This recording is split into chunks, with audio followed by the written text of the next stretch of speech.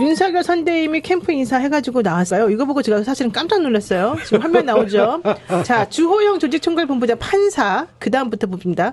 권선동 당무지원본부장 검사, 권영세 총괄특보단장 검사, 원희룡 본부장 검사, 김재원 본부장 검사. 여기서 제일 어립니다. 예. 정점식 중단장, 검증단장이죠. 네. 네. 검사, 박형수 네거티브 부단장 검사, 유상범 법률지원단장 검사, 김경진 대외협력특보 검사, 김용남 공보특보 검사, 김도읍 선대위원장 검사.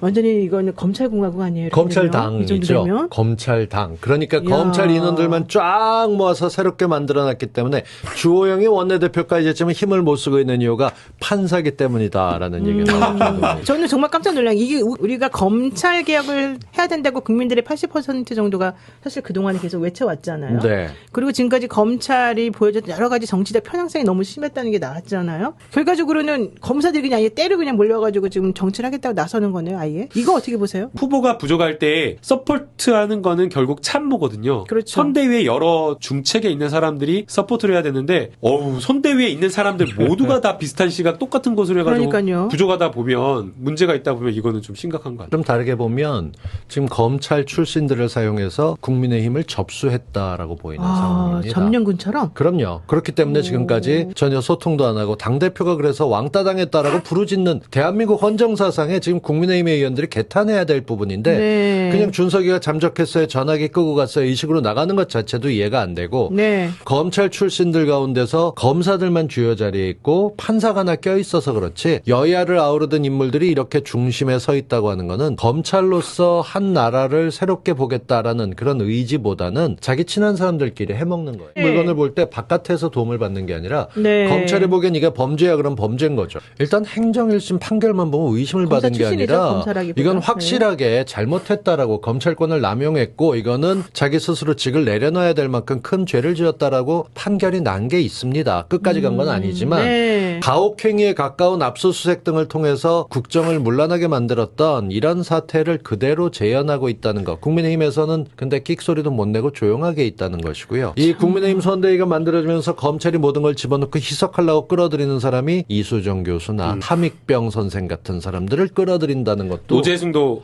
문제입니다. 맞습니다. 노재승 비리본자? 가장 낮은 사람이 뭐 지금 윤석열 검사 주변에 있는 사람이 대충 20기, 10몇 기서부터 24기까지 거의 펼쳐져 있죠. 네. 그러면은 그분들이 거의 대부분 지금 검찰청에서 높은 양반들이 있는 실세 아닙니까? 그렇죠. 그 계열에서 그렇게 10명이 넘는 검찰과 심지어 판사도 있는데 그 라인을 보게 되면 그분들이 지금 있는 쪽에 영향이 없습니까? 다 선후배에 얽혀 있고 웬만하면 지검에서 한 번씩 다 같이 근무했을 사람인데 이들이 장차 영부인이 될지도 모르는 분의 이런 것들을 제대로 수사할 수 있을까요? 저는 전혀 그렇게 보지 않습니다. 이 명단 우리가 지금 검찰과 아까 봤던 그 사람들 쭉 한번 띄어다 봐주세요. 저게 보면 14기부터 24기까지 거의 10년에 걸쳐서 사법연수원에 거쳐나갔던 모든 사람들이 다 있습니다. 저는 저분들이 5명씩만 알아도 대한민국 법조계 완전히 다 포위될 거라고 보는데 제 말 틀립니까? 아니 맞는 것 같아요. 저렇게 보게 되면 저들이 봤을 때 야 그래도 검찰 우리 사람인데 우리가 굳이 이걸 찾아봐갖고 해야겠냐? 어떤 또라이 예컨대 임은정 같은 애가 하겠다면 몰라도 우리가 그걸 굳이 우리 손으로 할 이유는 없어.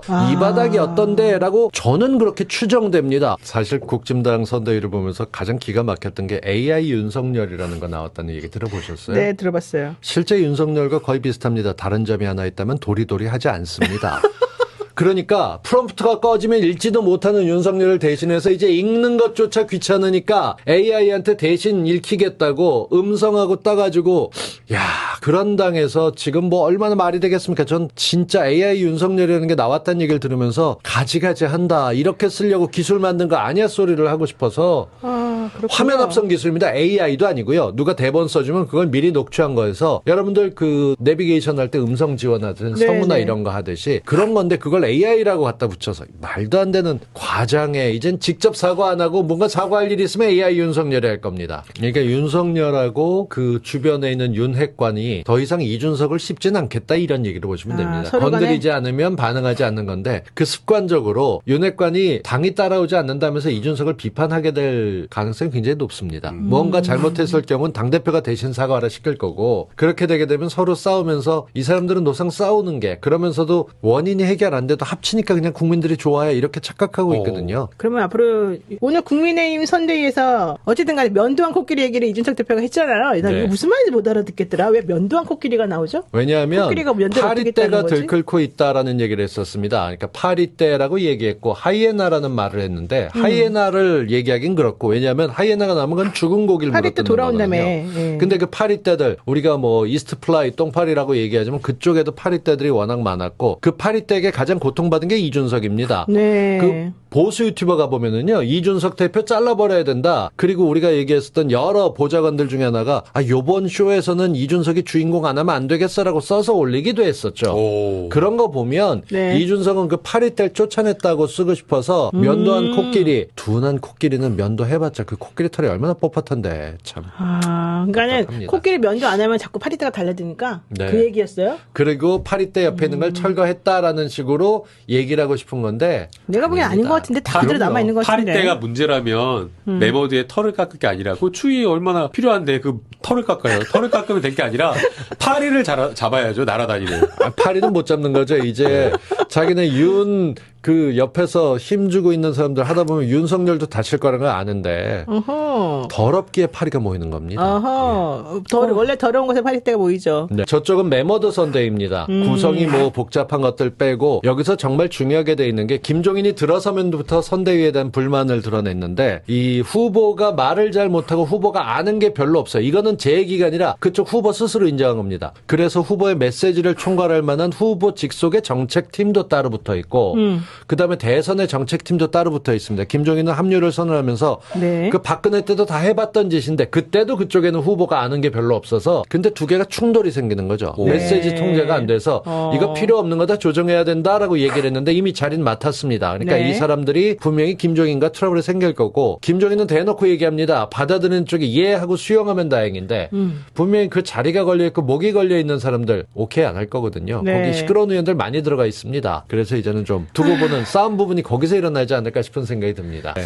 이번 선거는 윤석열 쪽에서는 정치인 거기서 거기다 흠 있어 다 똑같아. 근데 우리 열심히 할 거야만 밀 겁니다. 근데 이재명 후보는 삶에 대해서 치열하게 고민했기 때문에 언제든 막힘없는 설명을 할 거니까 네. 20대들이 꼼꼼하게 살펴봐야 될 것은 질문을 많이 던지라는 겁니다. 예컨대 이런 거죠. 지금은 여러 가지 공약이 주제 중심으로 돼 있는데 20대 여성이 느끼게 될 2022년 6월의 모습은 어떤지라든가 어떤 걸 2023년에 느끼게 될 건지에 대해서 나 중심으로 알게 되는 20대 30대 중심으로 쭉 좀 퍼져나가면 어떨까지 않을까. 저는 어떻게든 구체적으로 답을 찾으려는 질문을 20대가 던지면 이재명에게 올 수밖에 없습니다. 저쪽은 열심히 하겠습니다. 일단 한 잔 드시죠. 뭐 이 분위기거든. 그거보다는 좀 낮게 나와야죠. 누가 후보 속마음이 좀 치고 나가는 사람도 있긴 있어야 됩니다.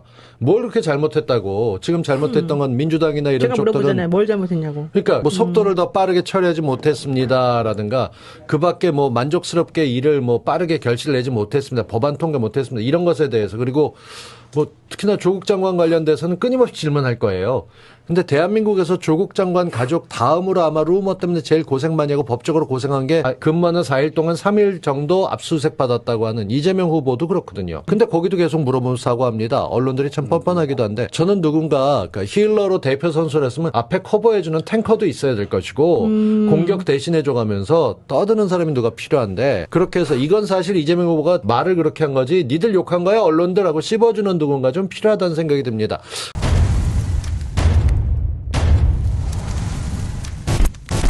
언론이 묵살하는 진실을 알리고 우리가 억울하게 왜곡된 정보들을 고칩시다 여러분. 이가 없으면 잇몸으로 하는 거죠. 세상이 잘못돼가면 우리 손으로 고치면 되죠.